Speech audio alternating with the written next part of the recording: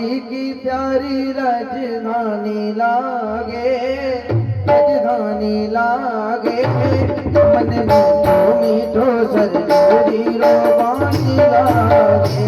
सीताराम जी की प्यारी राजधानी लागे, राजधानी लागे।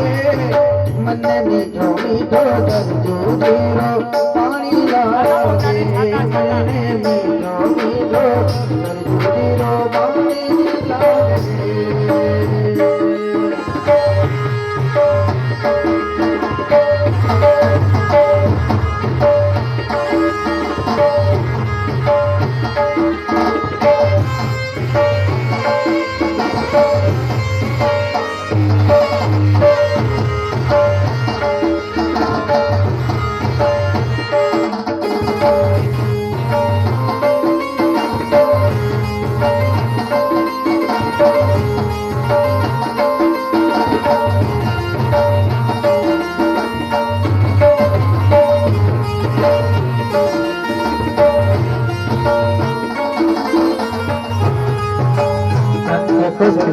धन के गई धन समित्रा मैया, धन कजलिया धन के गई धन समित्रा मैया। धन भूप दशरथ जी के आंगन, धन भूप दशरथ जी के आंगन। खेले चारों भैया वहाँ खेले चारों भैया। ज्योति दोत की रसीली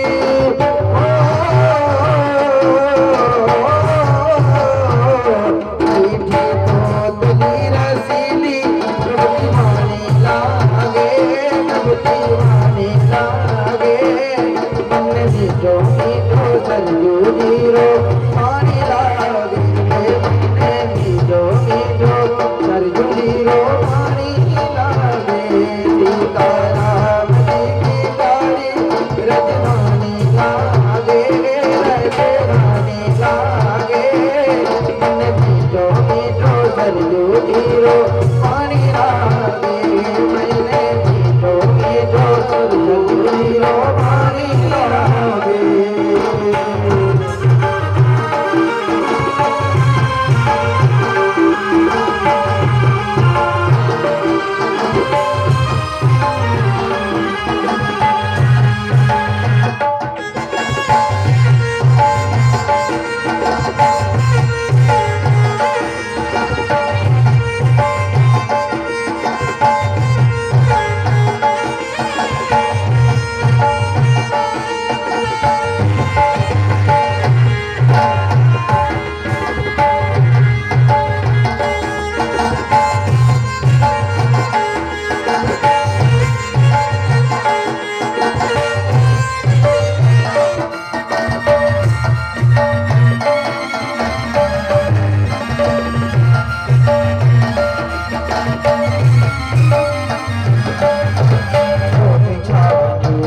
महल हनुमान गढ़ी अति सुंदर। छोटी छावनी रंग महल हनुमान गढ़ी अति सुंदर।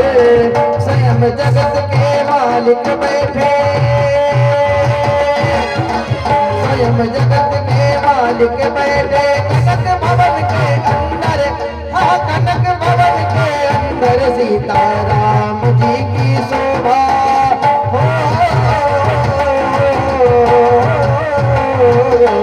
सीताराम जी की शोभा सुखधानी लागे, सुखधानी लागे। मन मीठो मीठो सरजोरी रो पानी लागे। मन मीठो मीठो सरजोरी रो पानी लागे। सीताराम जी की प्यारी राजधानी लागे, राजधानी लागे। मन मीठो मीठो सरजोरी रो पानी लागे। मन मीठो मीठो सरजोरी रो पानी लागे। मन मीठो मीठो सरजोरी रो पानी लागे।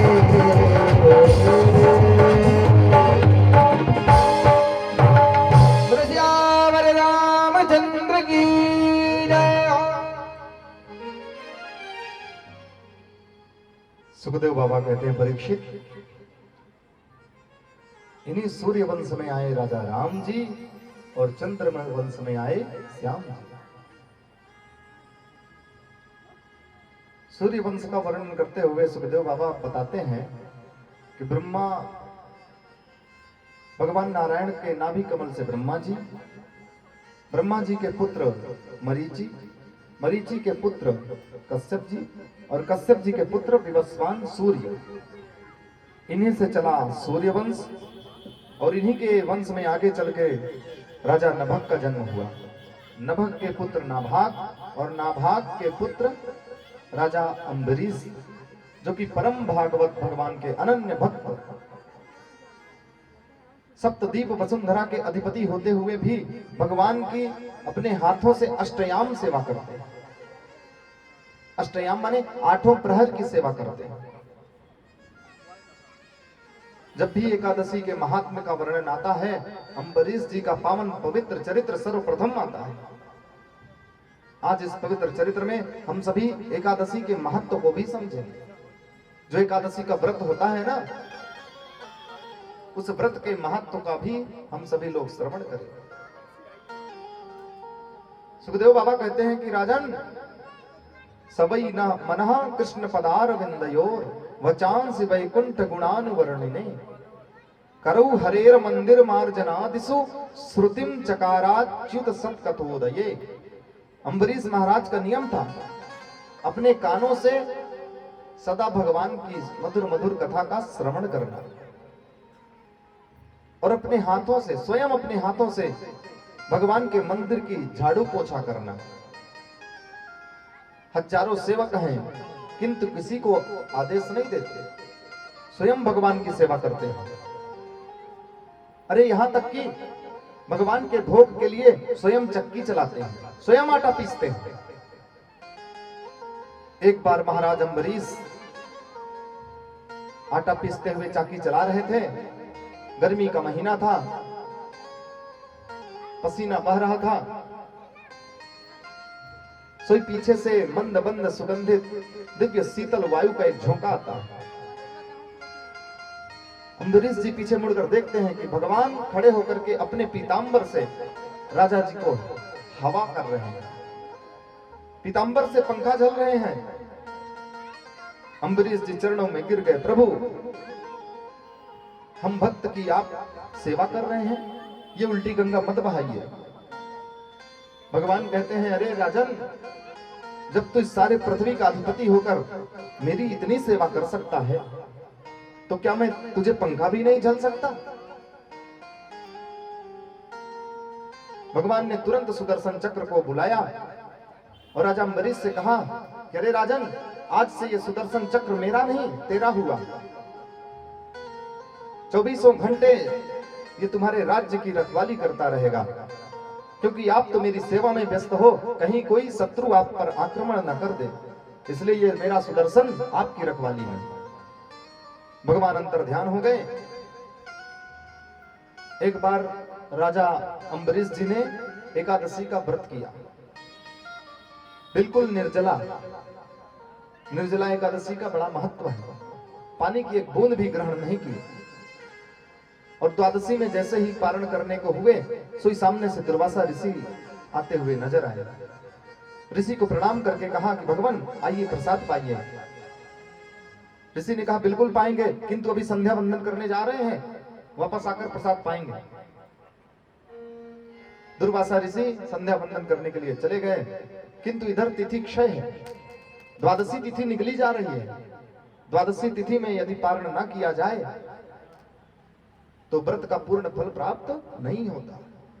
इसलिए एकादशी का व्रत और द्वादशी के दिन पारण अवश्य करना चाहिए। बिना पारण के व्रत का कोई महत्व नहीं।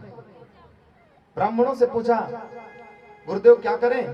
ब्राह्मणों ने कहा कि भगवान का चरणोदक पान करके व्रत को भी खोल लो, और उधर ब्राह्मण का, ऋषि का सम्मान भी रह जाएगा। अम्बरीश जी ने भगवान को स्नान कराया और शालिग्राम का चरणोदक धारण करके व्रत को खोल लिया। जैसे ही दुर्वासा जी को पता चला, सो क्रोध से भर गए और क्रोधित होकर के, अरे राजा, तूने ब्राह्मण को न्योता देकर स्वयं उससे पहले खा लिया।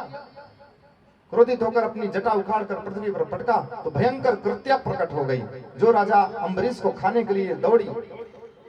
राजा अम्बरीश तो हाथ जोड़कर खड़े हो गए, किंतु अम्बरीश की रक्षा में सुदर्शन चक्र सावधान तुरंत प्रकट होकर के कृत्या को भस्म किए, और अब चक्र लग गया दुर्वासा जी के पीछे। आगे आगे दुर्वासा जी, पीछे पीछे चक्र। दुर्वासा ऋषि तीनों लोकों में भ्रमण कर लिए, पर कहीं पर कोई शरण नहीं। भाग करके ब्रह्मा जी के पास गए, बोले प्रभु रक्षा करो। किससे? बोले ये सुदर्शन चक्र से।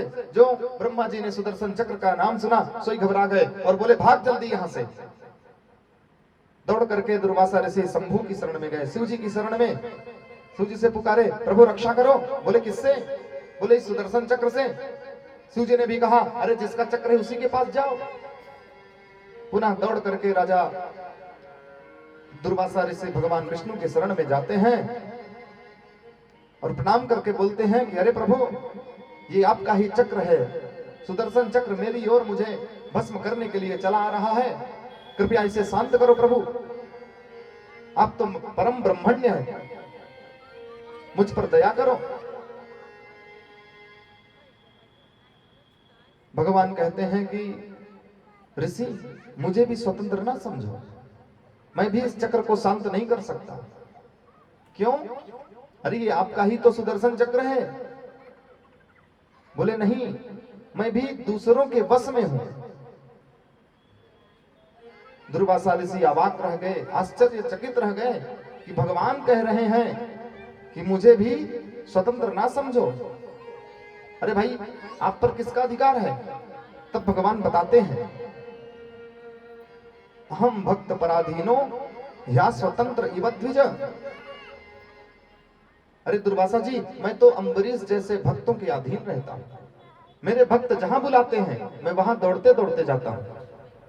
जिस प्रकार मेरे भक्त निरंतर हृदय में मुझे धारण करते हैं, उसी प्रकार मैं भी अपने भक्त को अपने हृदय में धारण करता हूं। दुर्वासा जी कहते हैं तब क्या आज भगवत शरणागति वृथ जाएगी? क्योंकि आपकी शरण में जो आ गया वो अभय हो जाता है, उसे फिर किसी भी प्रकार की कोई चिंता करने की आवश्यकता नहीं। भगवान कहते हैं ना, भगवत शरणागति व्यर्थ नहीं जाएगी। उपाय बताते हैं ना, क्या उपाय है प्रभु? भगवान बताते हैं कि हे ऋषि श्रेष्ठ, राजा अम्बरीश के शरण में ही जाने पर आपका कल्याण है। दुर्वासा जी पुनः लौट करके अम्बरीश जी के पास आए और चरणों में दंडवत करने लगे। राजा अम्बरीश जी ने उनको उठा करके हृदय से लगाया, अरे महाराज उल्टी गंगा मत बहाइए, अरे हमें आपके चरण वंदन करने चाहिए। दुर्वासा जी ने हाथ जोड़कर कहा कि अम्बरीश बाकी बातें बाद में, पहले इस चक्र को शांत करो। अम्बरीश जी चक्र को के सामने हाथ जोड़कर प्रार्थना करते हैं कि हे सुदर्शन चक्र आप शांत हो जाओ, आप अपने कोप को शांत करो। किंतु सुदर्शन चक्र शांत नहीं होता।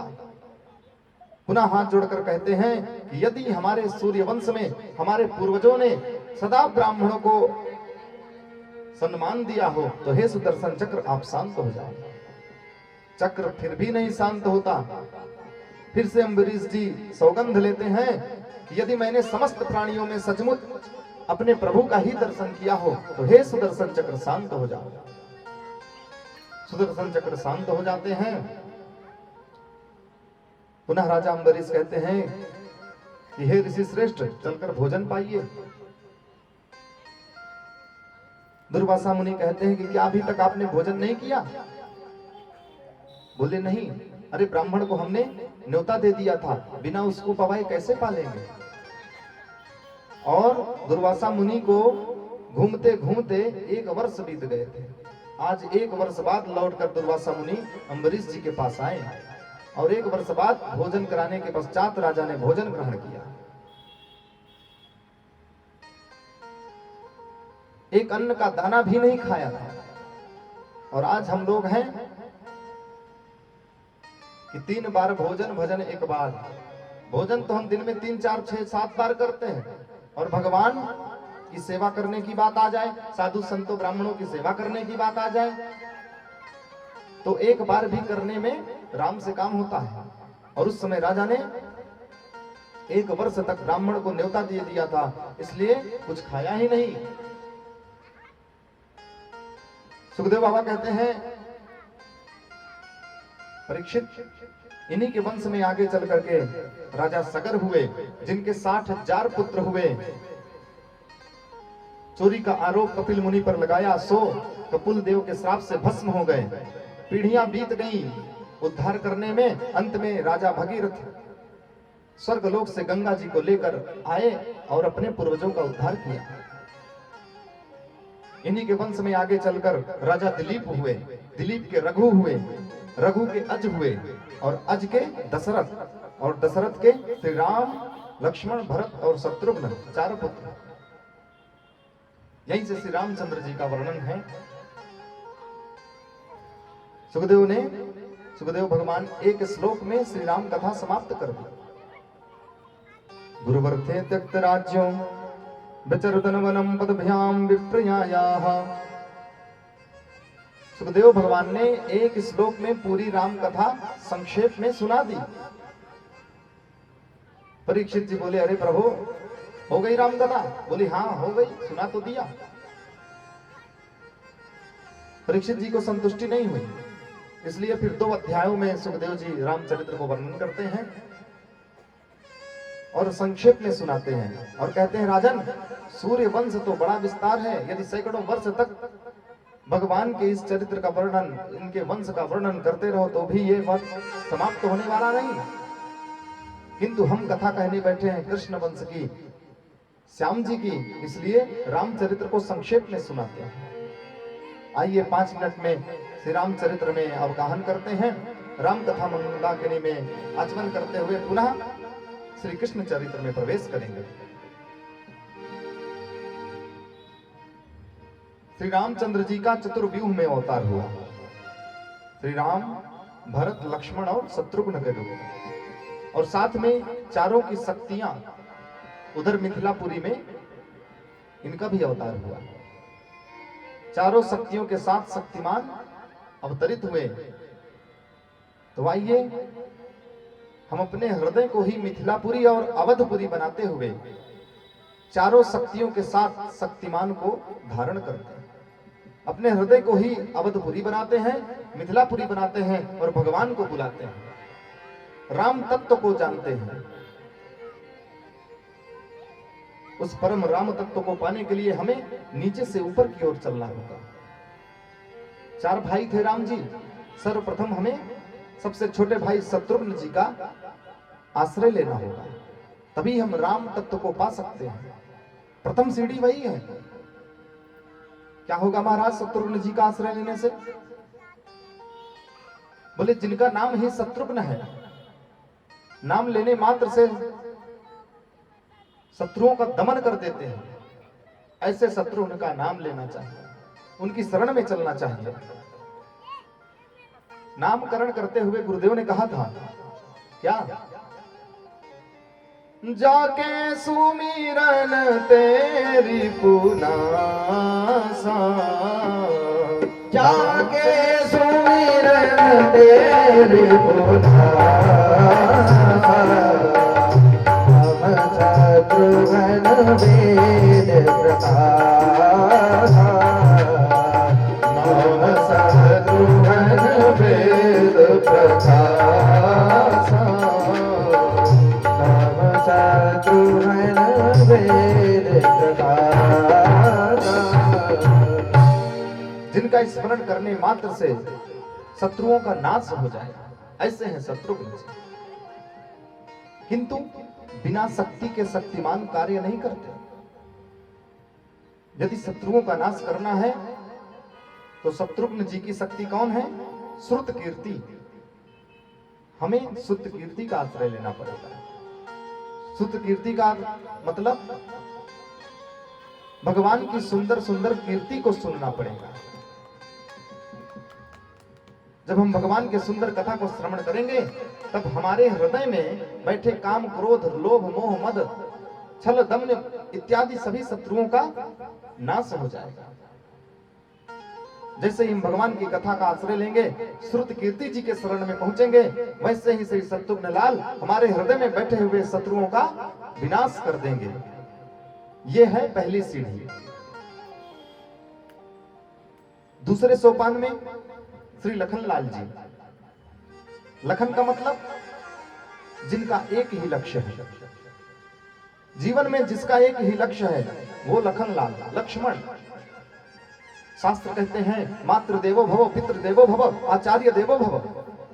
राम जी भी कहते हैं कि अरे लक्ष्मण, हमें 14 वर्ष वनवास का आज्ञा हो गई है और भरत शत्रुघ्न मामा जी के यहाँ है।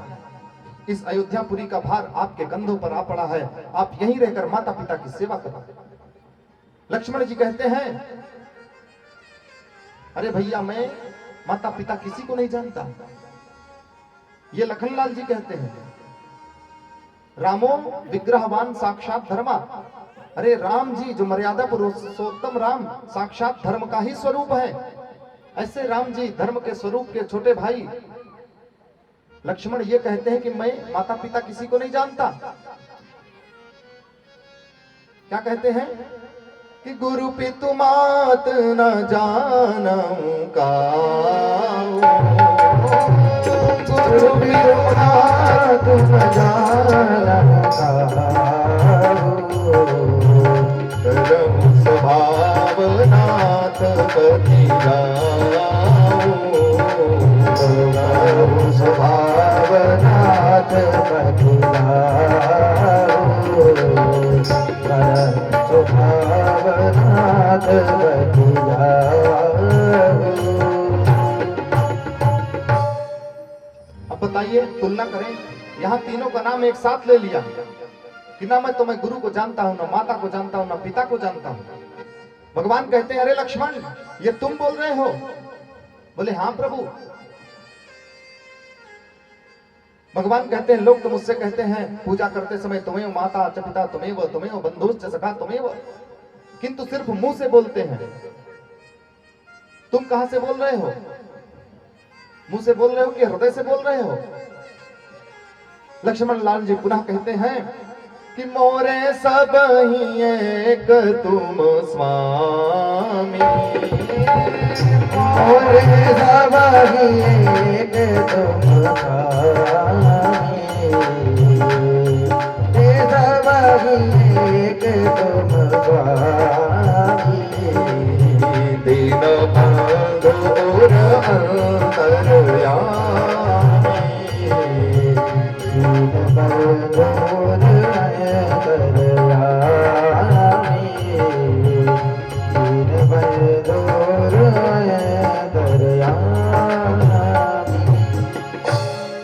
राम जी ने कहा अरे भाई, तुम माता को नहीं जानते, पिता को नहीं जानते, गुरु को नहीं मानते, तो जानते किसे हो, मानते किसे हो? लक्ष्मण जी ने कहा इन सारे संबंधों को प्रभु मैं आप में ही देखता हूं, मेरे तो सर्वस्व आप ही हैं। माता रामो मत पिता रामचंद्र, स्वामी रामो मत सखा रामचंद्र, सर्वस्व में रामचंद्रो दयालुर, नान्यम जाने नैव जाने न जाने। मैं और किसी को नहीं जानता, नान्यम जाने, सर्वस्व में रामचंद्रो दयालुर। आप तो मेरे सर्वस्व हैं, आप ही मेरे सर्वस्व हैं। भगवान कहते हैं सच कह रहे हो? बोले प्रभु, दीन बंधु और अंतर्यामी, मैं हृदय से सत्य कह रहा हूं अथवा मुख से कह रहा हूं? आप तो समस्त चराचर के हृदय में विराजमान हैं, स्वयं वहां जाकर झांक क्यों नहीं लेते? आप तो सब जानते हैं। देखिए यहां पर मातृ देवो भव, गुरु देवो भव, पितृ देवो भव, ये संसार का धर्म है, संसार का कर्तव्य है। माता जी का सम्मान करना चाहिए, पिताजी का सम्मान करना चाहिए, गुरुदेव का आदर करना चाहिए, किंतु लक्ष्मण जी ने इन तीनों को ही मानने से इनकार ही कर दिया। क्यों? इस संसार के धर्म को मानने से ही इनकार कर दिया। इसका बड़ा रहस्य है। देखिए, दो प्रकार के धर्म होते हैं। हमने प्रथम दिवस ही बताया था कि धर्म दो प्रकार का होता है। एक लोक धर्म, जिसे संसार का धर्म कहते हैं, व्यवहार कहते हैं, कर्तव्य कहते हैं, और दूसरा होता है परम धर्म। हम इस जगत में जन्म लेते हैं तो एक लक्ष्य है, जन्म लेने का एक लक्ष्य है। क्यों जन्म लेते हैं? क्या इसलिए कि माता पिता की सेवा करी, उनके जाने के बाद बढ़िया विषयोपभोग किए, खाए पिए, मस्त रहे और अंतिम में चल दिए? माता पिता को सम्मान देना ये हमारा कर्तव्य है, ये हमारा धर्म है। लेकिन हमारा परम धर्म है उस परम तत्व को जान लेना, उस परम तत्व परम पिता परमेश्वर की चरण शरण ग्रहण कर लेना, उनको पहचान लेना ही हमारा परम लक्ष्य है। हम इसी परम तत्व को जानने के लक्ष्य को लेकर के ही इस भू पृथ्वी पर जन्म लेते हैं। किंतु जन्मते ही माया ऐसी व्याप्ति है कि सब कुछ भूल जाते हैं, संसार को ही सत्य मान बैठते हैं, अपने सगे संबंधियों को ही सत्य मान करके केवल उन्हीं के पीछे लगे रहते हैं। दिन भर कमाते हैं अपने कुटुंबियों का भरण पोषण करने के लिए, रात्रि में खर्राटे बजाकर सोते हैं अथवा विषय के भोग में लगे रहते हैं। भगवान राम जी कहते हैं कि माता जी, पिताजी, गुरु जी का सम्मान करना चाहिए, ये वेदों की आज्ञा है। लेकिन लखनलाल जी इस साधारण धर्म को मानने से इनकार करते हैं और कहते हैं कि मोरे सभी, मतलब गुरु माता पिता सब मैं आपको ही मानता हूं। भगवान धर्म की बात करते हैं लेकिन लखनलाल जी परम धर्म की बात कर देते हैं। और जहां परम धर्म की बात हो जाती है वहीं पर भगवान कहते हैं कि अच्छा जाओ, ठीक है, माता जी से आज्ञा लेकर आओ और चलो हमारे साथ। लक्ष्मण जी का एक ही लक्ष्य है, जन्म लेते ही एक ही लक्ष्य बनाया है, भगवान को पाने का। जन्म से ही राम जी की सेवा करने में लग गए और लगे रह गए। इसी प्रकार जब हमारे जीवन में भी एक लक्ष्य हो जाएगा, और वो एक लक्ष्य होगा कैसे? जब हमारे हृदय में काम क्रोध आदि का नाश हो जाएगा। किसके द्वारा? शत्रुघ्न जी के द्वारा। तब हमारे जीवन का भी एक लक्ष्य हो जाएगा, भगवान को पाने का। किंतु जैसे ही हमारे जीवन में एक लक्ष्य आएगा, तुरंत लखनलाल जी की शक्ति, उर्मिला जी का प्राकट्य हो जाएगा। अर्थात उर में प्रभु से मिलने की उत्कंठा ही उर्मिला का अर्थ उर में प्रभु से मिलने की उत्कंठा ही जागृत करना है। जब हमारे जीवन में लक्ष्य एक होगा तब लखनलाल जी की शक्ति, उर्मिला जी का प्राकट्य हमारे हृदय में होगा। और जब भगवान से मिलने की इच्छा हमारे मन में जागृत होगी, वो भी तीव्र गति, उत्कट, तब तीसरी सीढ़ी आती है कौन? भरत जी की। भरत का मतलब भर देने वाला। किससे भर देंगे? अरे भाई, जिसके पास जो चीज होगी वही ना देगा। और भरत जी कौन है? राम जी के साक्षात प्रेम विग्रह है भरत। जैसे ही भगवान से मिलने की उत्कंठा जागेगी, वैसे ही भरत जी आपके हृदय में प्रेम भर देंगे। और भरत जी दो काम करते हैं। अरे भाई, लोटे में खारा पानी है, यदि हमको साफ जल लेना है, मीठा जल लेना है, तो पहले खारे पानी को फेंकना पड़ेगा, उसके बाद उसमें मीठा जल आएगा। भरत जी दोनों काम करते हैं। तुलसीदास जी कहते हैं कि भरत चरित करिनेमु तुलसी जो सादर सुनहि, सिय राम पद प्रेम अवसि होय भवरस विरति। अवसि होय भवरस विरति और सिय राम पद प्रेम अवश्य हो, ये अवश्य होने की बात को बीच में रखा है। भरत जी दोनों काम करते हैं। इस संसार सागर से, भवरस से विरक्ति देते हैं और सिय राम पद प्रेम, सीधा राम जी के चरणों में प्रेम प्रदान करते हैं। आपके हृदय में सिया राम जी के प्रति प्रेम भर देंगे। और जैसे ही राम जी का प्रादुर्भाव आपके हृदय में होगा, राम जी कैसे हैं? राम का अर्थ क्या है? रम क्रीडायाम धातु से राम जी बने हैं। अर्थात योगी लोग जिस तत्व में, जिस राम तत्व में रमण करते हैं, वो है राम जी। अथवा राम जी जिन योगियों के हृदय में रमण करते हैं। जैसे ही भगवान को पाने का हमारा लक्ष्य सुदृढ़ होगा, वैसे ही भरत जी हमारे उर में भगवान के प्रति प्रेम भर देंगे। और प्रेम आ जाने पर प्रेमा जाने पर भरत जी की शक्ति कौन है? मांडवी। अकेले भरत जी नहीं आएंगे, अपनी शक्ति के साथ आएंगे।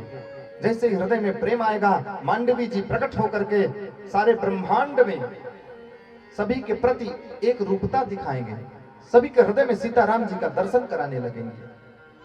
जब सभी को हम एक समान समझने लगे, किसी में भेदभाव करना बंद कर दें, तब हमें समझ लेना चाहिए कि भरत जी के साथ साथ उनकी शक्ति मांडवी जी का भी प्राकट्य हो चुका है। और जब हम सारे संसार को एक समान देखेंगे, तब राम तत्व पाने में कोई बाधा नहीं आएगी। स्वयं प्रभु राम जी हमारे हृदय में नित्य निवास करने लगेंगे। और राम जी कैसे हैं? जो आनंद सिंधु सुख राशि, जो आनंद सिंधु सुख राशि, जो आनंद सिंधु सुख राशि, कर दे लोग सुखासी, कर दे लोग सुखासी। जो सुख धाम राम वसनामा, जो सुख धाम राम वसनामा, धाम राम वसनामा, अखिल लोक दायक विश्रामा, अखिल लोक दायक विश्रामा, अखिल लोक दायक विश्रामा। श्री रामचंद्र जी तो साक्षात आनंद के सागर है। जब हमारे हृदय में राम राज्य स्थापित होगा, तब भीतर आनंद ही आनंद होगा। सारे अमंगल दूर हो जाएंगे। अरे भाई, जब हमने देह धारण किया है, तो प्रारब्ध के वसात जो हमारे जीवन में सुख दुख आते हैं, वो तो आएंगे ही, किंतु जब ये संसार में त्रिताप, दैहिक दैविक भौतिक ताप अवश्य आपको सताएंगे, क्योंकि आपने शरीर धारण किया है। अंदर तो राम जी का प्रेम लबालब भरा हुआ है, आनंद का सागर भरा है, किंतु बाहरी ये तीनों ताप आपको बाहर से कष्ट पहुंचाएंगे। और जब बाहर से कष्ट होने लगे, तब सीता मैया जी का ध्यान करना चाहिए, क्योंकि राम जी भी अकेले नहीं आते। वो अपनी शक्ति सीता जी के साथ आएंगे, और सीता मैया पहुंच करके अपनी कृपामयी वरद हस्त रख करके, शीतल छाया बना करके आपके सिर पर हाथ रख देंगे। अरे भाई, धूप अधिक है, धूप को मिटाया नहीं जा सकता, किंतु छाता तो लगाया जा सकता है ना। धूप के प्रभाव को तो कम किया जा सकता है ना। उसी प्रकार राम जी के हृदय में राम राज्य स्थापित होते ही अंदर भी सुख और बाहर भी सुख। भगवती सीता मैया जी, श्री किशोर जी अपना वरद हस्त शीतल छाया बन करके आपके सिर पर रखेंगे, तो हमें यह संसार के सुख दुख ज्यादा प्रभावित नहीं करेंगे।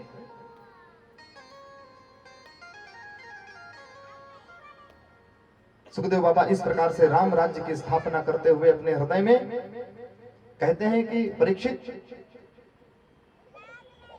आइए हम सभी मिलकर के भी अपने हृदय में चारों भाइयों के साथ राम राज्य की स्थापना करें और एक छोटी सी वंदना उनके चरणों में भेंट करें। श्री रामचंद्र कृपाल भज मन हरण भव भय दारुण नव कंज लोचन कंज मुख कंज पद कंज दारुण गया गणित अमित छवि नवनील नील सुंदर रत पीठ मानव गणित रुचि सुचि नौमि जनक सुतावर अजुदीन बंधु दिने सदा नम करत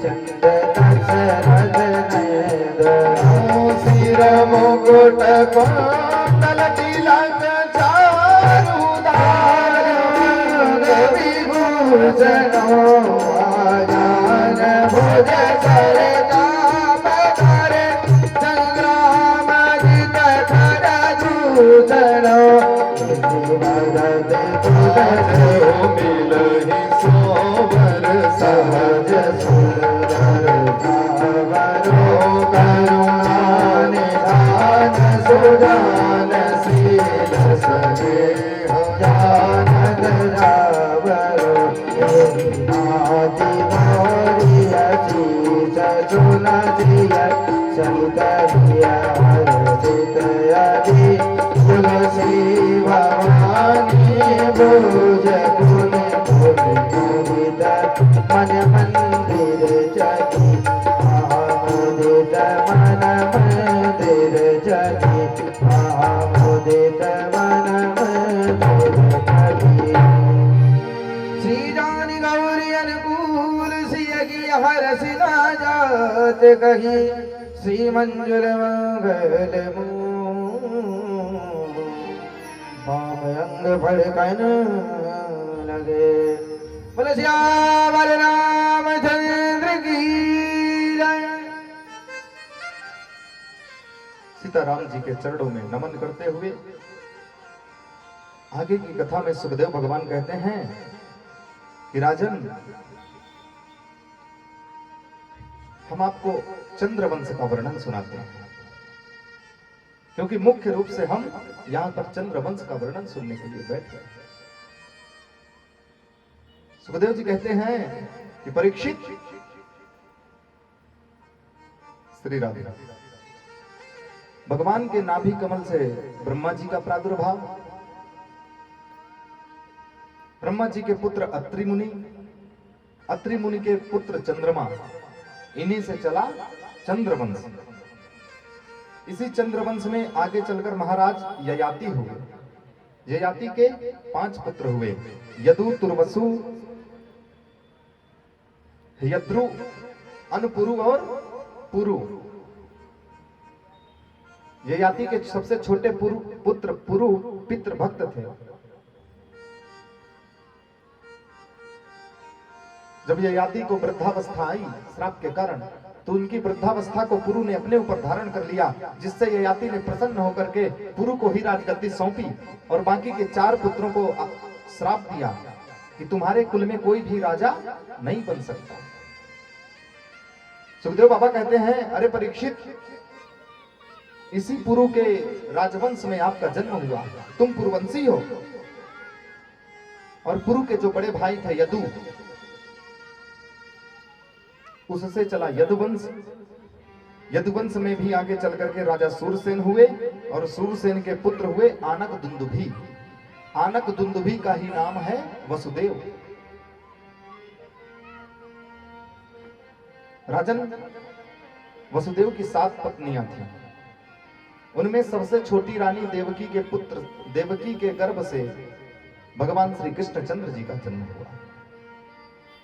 जैसे ही श्री कृष्णचंद्र जी का जन्म हुआ, कहां पर? कंस के जेल खाने में जन्म हुआ। जन्म लेते ही गोकुल चले गए, 4 वर्ष तक गोकुल में रहे। पुनः वृंदावन पधारते हैं, 6 वर्ष तक वृंदावन में रहते हैं। फिर मथुरा जाकर के 14 वर्ष वहां निवास करते हैं। 25 वर्ष की अवस्था में मथुरा को छोड़ करके रणछोड़ बन करके द्वारिकापुरी बसाकर 100 वर्ष तक द्वारिकाधीश बनकर रहते हैं। कुल मिलाकर 125 वर्ष में प्रभु महाप्रयाण करके अपने परम धाम को जाते हैं। कथितो वंश विस्तारो भवतो सोम सूर्ययो राज्ञां चोभयवंश्यानां चरितं परमाद्भुतम् यदोश्च धर्मशीलस्य नितरां मुनिसत्तमा तत्रां सेनावतीर्णस्य विष्णोर्वीर्याणि संसदः। परीक्षित जी ने तुरंत प्रश्न कर दिया कि भगवान, आपने मुझे सूर्य वंश की तो बड़ी लंबी चौड़ी गाथा सुनाई, चंद्र वंश की भी बड़ी लंबी चौड़ी वंशावली सुनाई, किंतु जैसे ही मेरे प्रभु श्री कृष्ण चंद्र जी का चरित्र वर्णन प्रारंभ हुआ, वैसे ही आपने चटपट कर दी, इतनी जल्दी सुना दिया, मुझे संतुष्टि नहीं मिली प्रभु, जरा विस्तार से सुनाए। अरे प्रभु, मैं जानना चाहता हूं कि भगवान श्री कृष्ण चंद्र अपनी शक्तियों के साथ कैसे प्रकट हुए। गुरुदेव, मैं जानता हूं कि कृष्ण कथा भव रोग की मीठी दवा है। भव रोग माने संसार रोग की, विषय रोग की मीठी दवा है। अरे यदि हम अंग्रेजी एलोपैथिक दवा का सेवन करेंगे तो वो एक रोग को समाप्त करके दूसरा रोग कब उत्पन्न कर दे कोई पता नहीं। आयुर्वेदिक दवा मीठी फायदा तो करती है, किंतु मुंह बहुत कड़वा कर देती है। सबसे अच्छी दवा तो होम्योपैथिक की होती है। 2 गोली मुंह में डालो, मीठे मीठे चूसते रहो, मुंह भी मीठा रहेगा और रोग भी जड़ से समाप्त हो जाएगा। इसलिए प्रभु, ये भगवान श्री कृष्ण की कथा मीठी दवा के समान है, जो रोग को भी ठीक करेगी और जीवन में आनंद भी प्रदान करेगी, हमें परम तत्व का लाभ भी कराएगी। अरे प्रभु, मैं जानना चाहता हूं कि मेरे पूर्वजों ने इस विशाल कौरव के सैन्य सागर से कैसे पार किया। मेरे प्रभु ने उस सैन्य सागर से कैसे पांडवों को विजय दिलाई।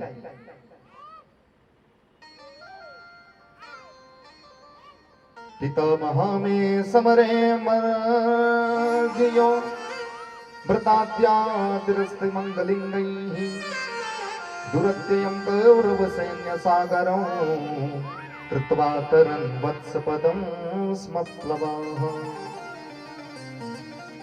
पुनः सुखदेव जी से बोलते हैं, सुखदेव जी कहते हैं, राजन, ये तो तुम्हारे दादाजी का संबंध था। पांडव तुम्हारे दादा का संबंध श्री कृष्ण से था, इसलिए उन्होंने कौरव सैन्य सागर से पार लगवाया। तुम्हारा क्या संबंध है? परीक्षित जी ने कहा, अरे महाराज, यदि मैं आज आपके सम्मुख बैठा हूं तो इन्हीं भगवान की कृपा से ही बैठा हूं, अन्यथा मैं तो जन्म लेने से पूर्व ही मर गया था। अश्वत्थामा के उस ब्रह्मास्त्र ने मुझे मारने में कोई कसर नहीं छोड़ी, किंतु उन्हीं की कृपा से मैं आपके सम्मुख बैठा हुआ। कृपा करके मुझे उनकी कथा को विस्तार से सुनाए। सुखदेव जी प्रसन्न हो गए कि अरे राजन, वक्तारम पृच्छकम श्रोत्रम तत्पाद सलिलम यथा। भगवान की मंगलमयी कथा का जो रसपान करता है, जहां पर भगवान की मंगलमयी कथा होती है, वहां 3 लोगों का कल्याण होता है। सुखदेव जी कहते हैं कि वक्तारम, सर्वप्रथम तो वक्ता का ही कल्याण बताया, और दूसरा कल्याण पृच्छकम, जो कथा के बारे में पूछता है अथवा जो कथा का आयोजन कराता है, और तीसरा जितने भी श्रोतारम, जितने भी श्रोता बंधु मौजूद हैं, सभी को यह परम लाभ की प्राप्ति होती है। इस कथा से किसी एक को कोई फायदा नहीं होने वाला। जिस प्रकार शालिग्राम भगवान को स्नान कराते हैं, तो जो स्नान कराता है उसको भी पुण्य की प्राप्ति होती है, और जो चरणोदक निकलता है, उस चरणोदक को जो लोग पान करते हैं उनका भी कल्याण, और जो चरणोदक को बांटता है उसका भी परम कल्याण। भगवान की पूजा करने वाला एक व्यक्ति, चरणोदक बांटने वाला भी एक व्यक्ति, और पीने वाले प्रत्येक कई व्यक्ति, सबका कल्याण। उसी प्रकार कथा कहने वाला एक, मुख्य रूप से सुनने वाला और पूछने वाला भी एक, किंतु जितने भी श्रोता समुदाय हैं उन सभी का भी परम कल्याण होता है। इसलिए परीक्षित, आपने अपने आत्म कल्याण के लिए नहीं, वरन हमारे भी आत्म कल्याण के लिए बड़ा सुंदर प्रश्न किया है। अब यहीं से भगवान श्री कृष्णचंद्र जी की लीला का प्रारंभ होता है। कृष्णचंद्र जी के जन्म का कारण और उनकी लीला कैसे प्रारंभ हुई, ये सब का वर्णन करते हैं सुखदेव जी। आइए भगवान श्री कृष्णचंद्र जी के चरित्रों में प्रवेश करने से पूर्व भगवान श्री कृष्णचंद्र जी का एक छोटा सा प्रार्थना उनके चरणों में निवेदन करते हैं। उसके पश्चात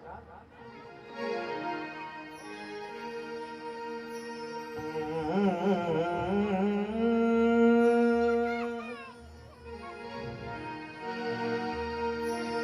कान्हा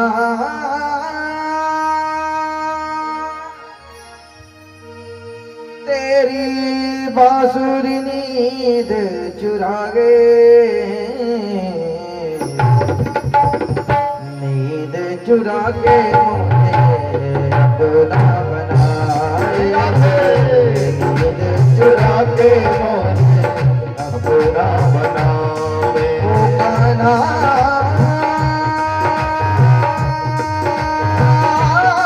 तेरी बांसुरी नींद चुराए,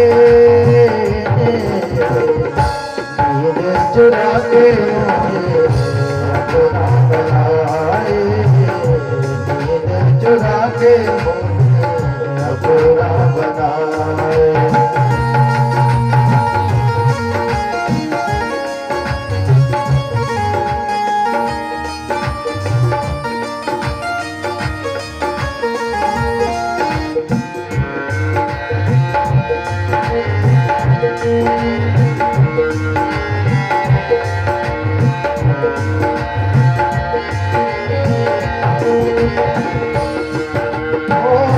चुप रो कान्हा दुनिया से छोड़िए, टूट न जाए कान्हा जीवन की डोरी।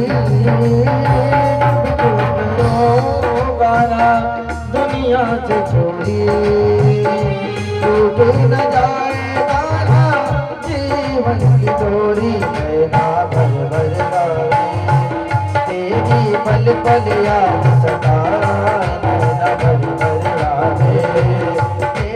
पल पल याद सताए। ओ कान्हा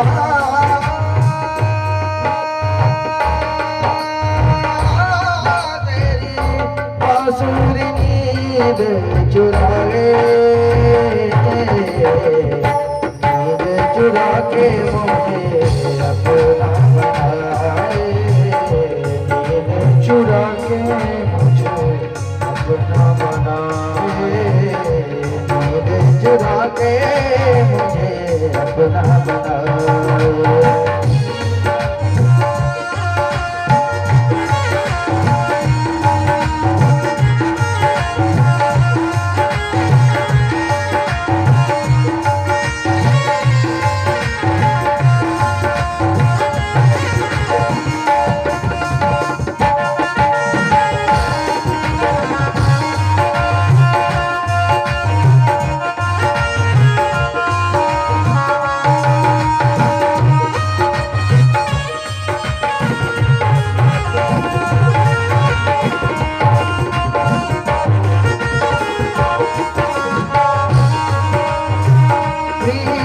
लगा के कान्हा बड़ा दुख पाया, एक पल भी मोरे चैन न आया।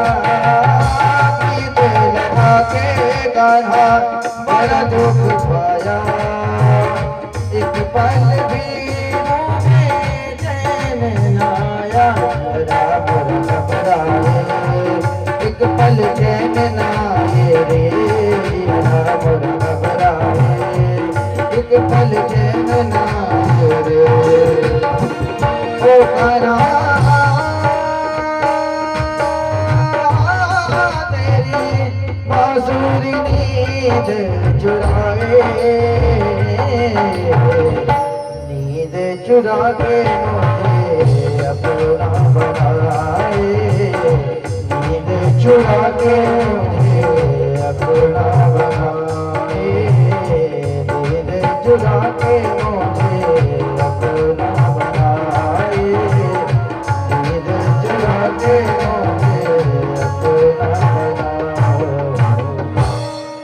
बोले वृंदावन बिहारी लाल की जय। परीक्षित जी के प्रश्न से सुखदेव जी गदगद होकर आगे कथा सुना रहे हैं और कहते हैं ध्यान से सुनो, और हम भी कहते हैं सभी लोग ध्यान से सुनिएगा।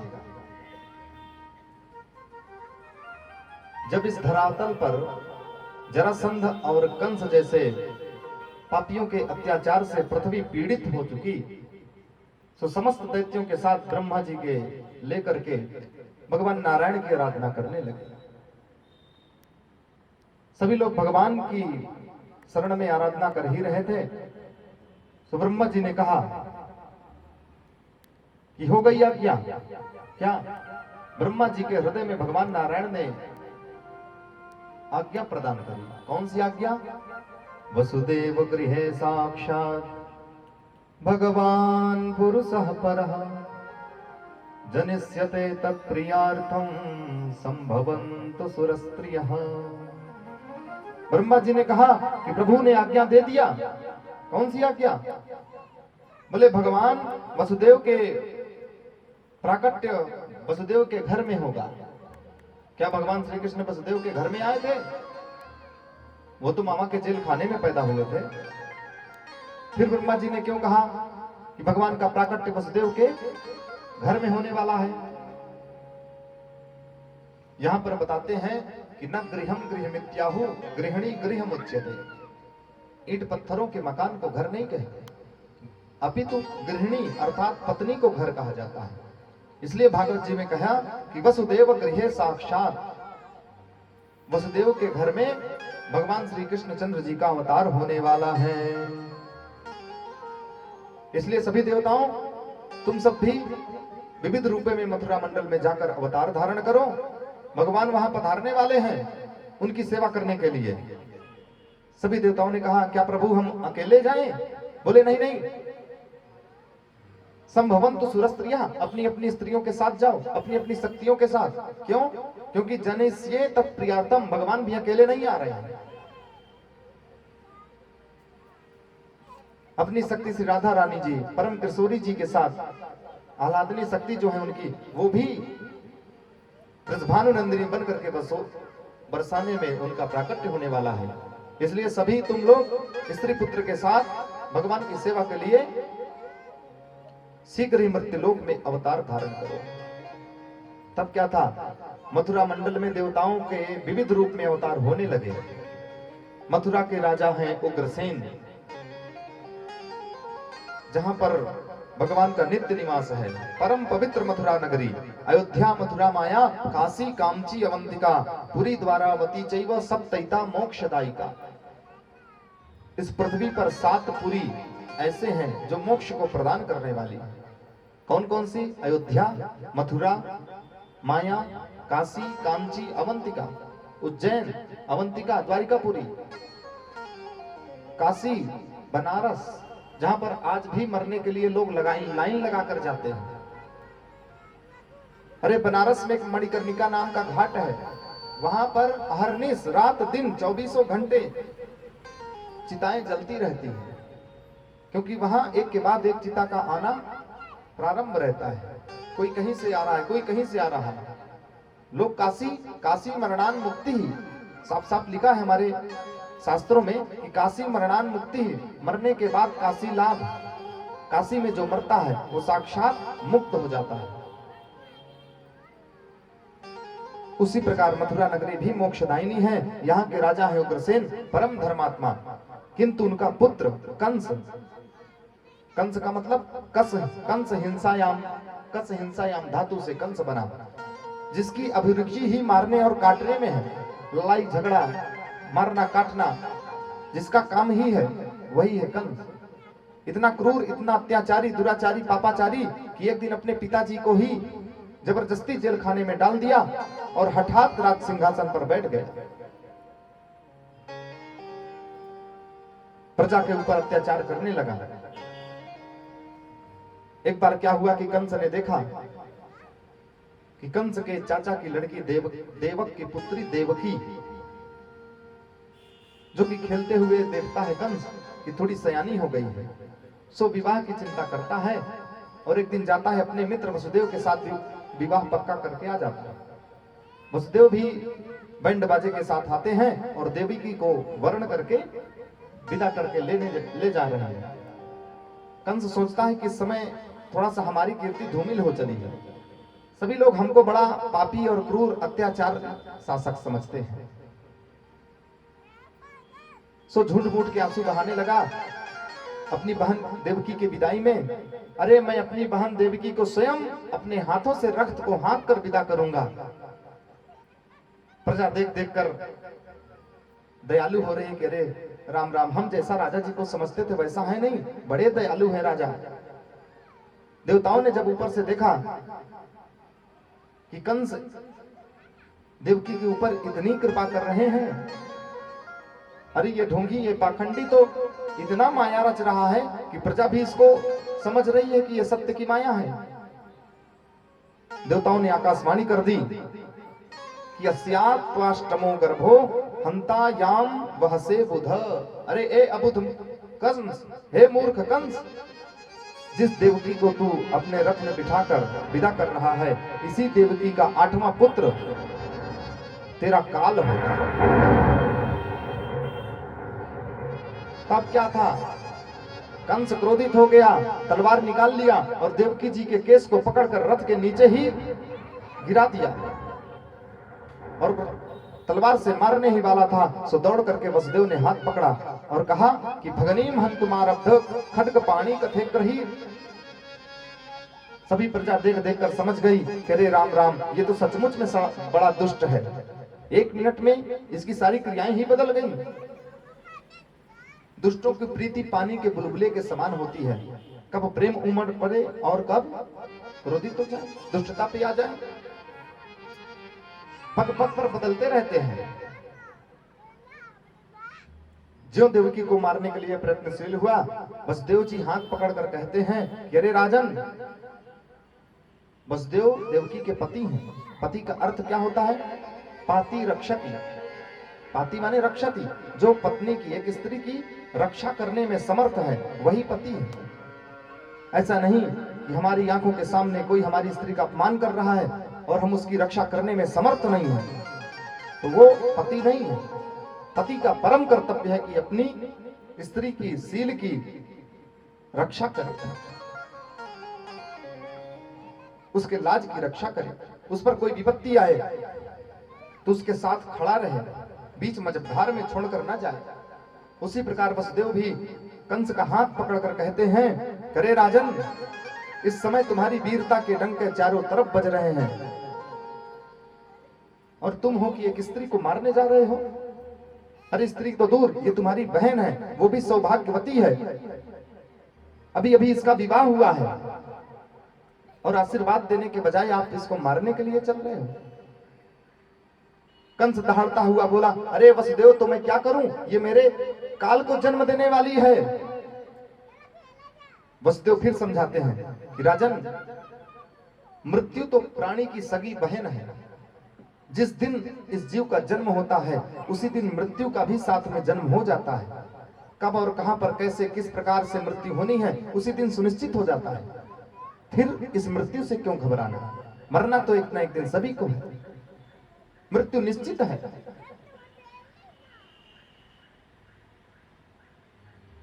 जब किसी प्रकार कंस नहीं मानता, तब वसुदेव उनको वचन देते हैं कि राजन, आपको इसके पुत्रों से, 8वें पुत्र से भय है ना, वो आपको मारने वाला होगा। तो मैं वसुदेव वचन देता हूं कि देवकी के जितने भी पुत्र होंगे, मैं सब आपको सौंप दूंगा। एक पुत्र नहीं, 8वां नहीं, जितने भी पुत्र होंगे सब लाकर मैं तुम्हें सौंप दूंगा।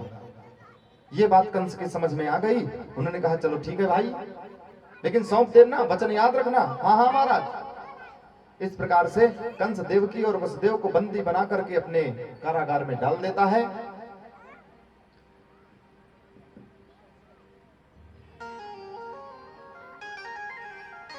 और कालांतर में देवकी गर्भवती होती हैं और प्रथम पुत्र प्राप्त होता है। तो वसुदेव जी उस पुत्र को लेकर जाकर के कंस को सौंप देते हैं। कंस कहता है, अरे वसुदेव, इस पुत्र को ले जाओ, इससे मुझे कोई भय नहीं है, मुझे तो 8वें गर्भ से भय है। जैसे ही पुत्र को वापस ले जाने लगते हैं, नारद जी आ जाते हैं और एक कमल का पुष्प दिखाते हुए उसकी पंखुड़ियां गिनाते हैं। अरे राजन, इसमें बताओ जरा 8वीं पंखुड़ी कौन सी है? सभी को एक एक करके गिनाते हैं, दूसरे को भी पहली बताते हैं, तीसरे को भी पहली बनाकर गिना देते हैं। कुछ समझ में आ रहा है? हाँ हाँ गुरुदेव, सब समझ रहा हूँ। पहला भी 8वां हो सकता है, 8वां भी पहला हो सकता है। कोई भी आठवां हो सकता है, रिस्क नहीं लेना चाहिए। बुलाओ वसुदेव को। तुरंत वसुदेव को वापस बुलाता है और पुत्र को लेकर जमीन पर पटक देता है। इसी प्रकार धीरे धीरे कंस ने देवकी के 6 पुत्रों को नष्ट कर दिया। 7वें गर्भ में देवकी के साक्षात शेष नारायण लखनलाल जी के जो अवतार हैं, बलराम जी पधारे।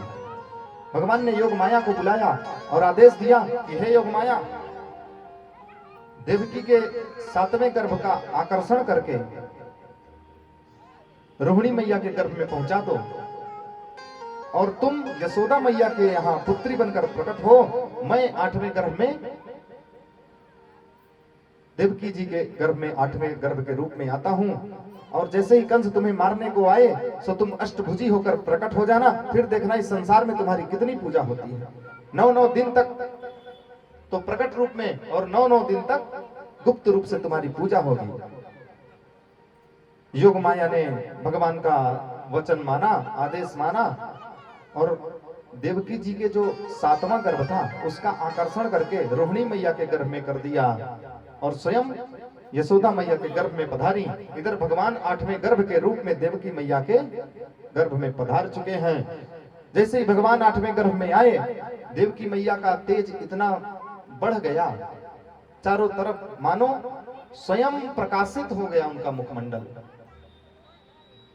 कंस विचार करता है इतना तेज देवकी में तो पहले कभी नहीं था। वो समझ जाता है कि लगता है मेरा काल इसकी गर्भ गुहा में प्रविष्ट हो चुका है। सोचने लगता है, खाते पीटते, उठते बैठते, सोते जागते उसे अपने काल का ही भय,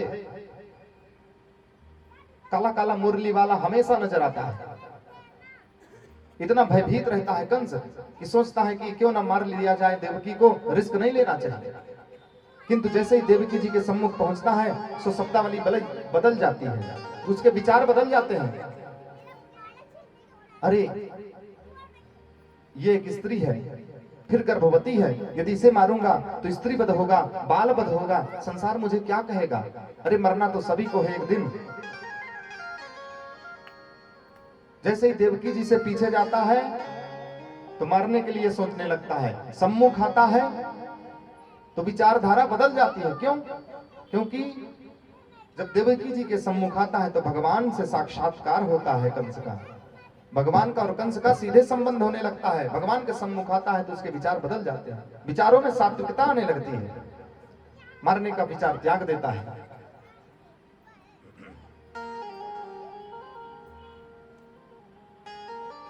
धीरे धीरे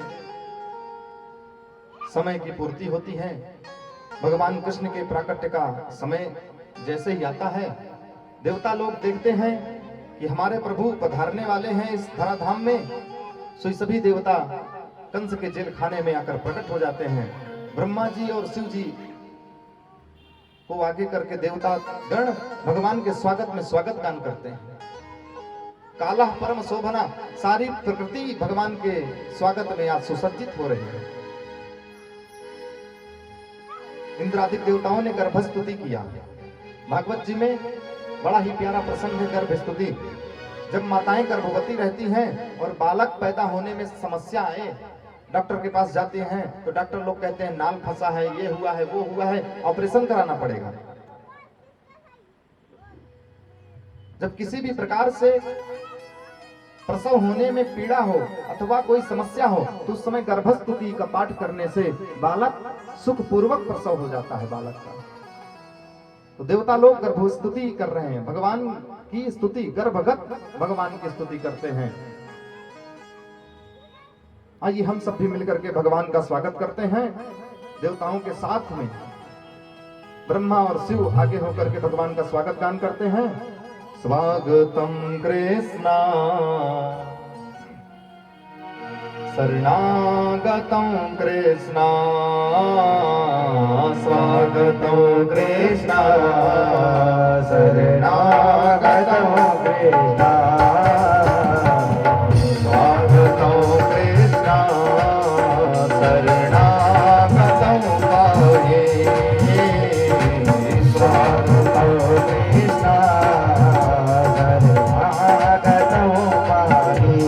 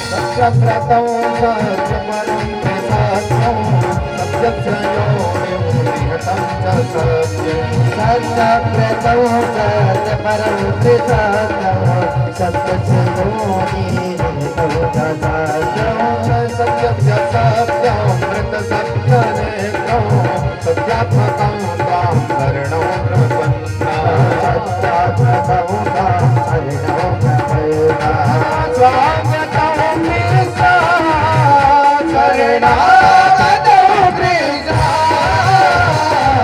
शरणो कृष्ण शरणागतो कृष्ण स्वागतो कृष्ण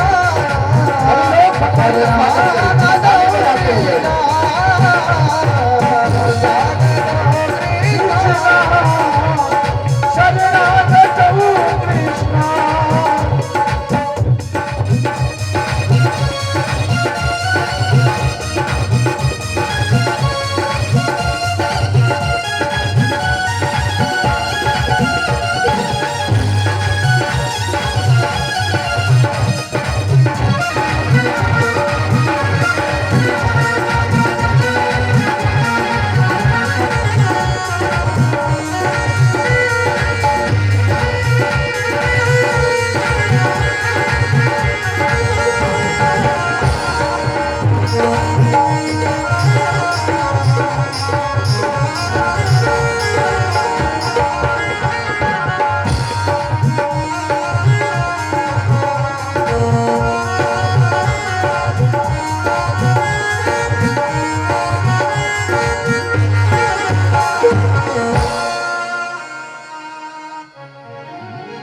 बोलिए बाल कृष्ण लाल की जय हो। अब भगवान के प्राकट्य का शुभ समय आ गया। जैसे ही प्राकट्य का समय आया, अत सर्व गुणोपेता कालः परम शोभन।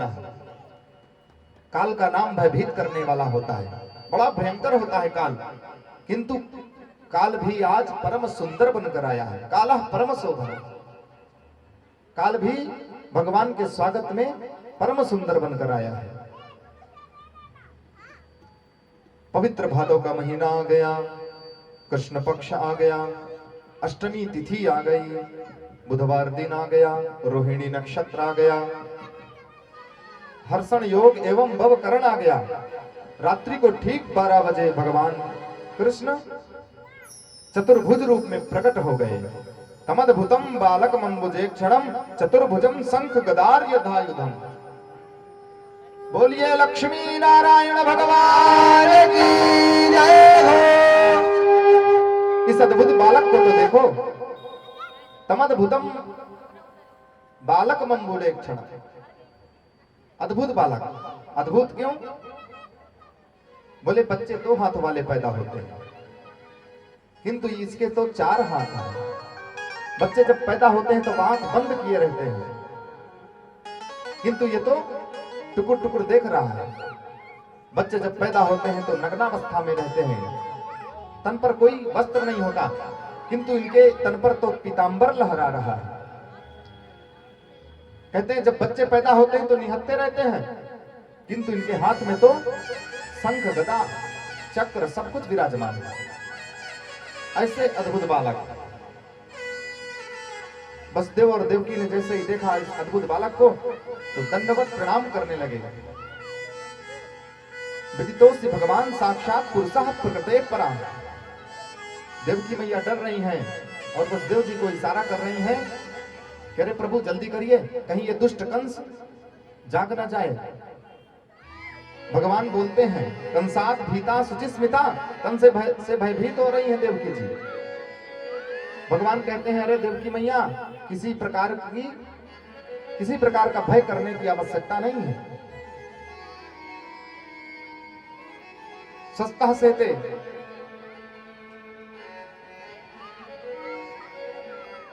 भगवान ने वसुदेव से कहा,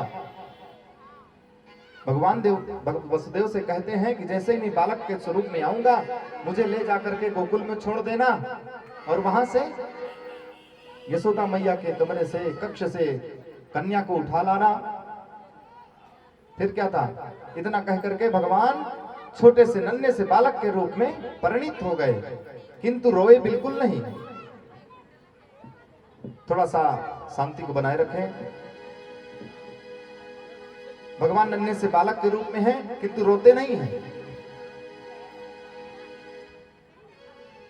क्योंकि जब रामचंद्र जी का जन्म हुआ था तब रोए तो दास दासियां बधाइयां लेकर दौड़ पड़े, और यदि यहाँ जेल खाने में रोने लगेंगे तब तो कंस के सेवक, मामा जी के सेवक डंडे लेकर आ जाएंगे, इसलिए रोए बिल्कुल नहीं।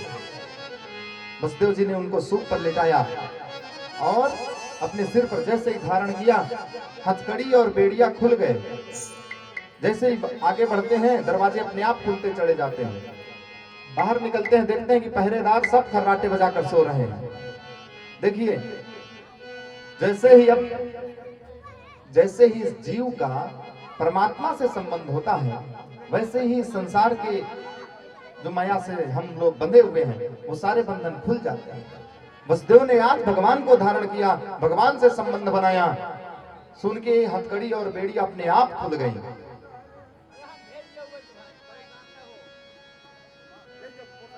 वसुदेव चल दिए गोकुल की ओर।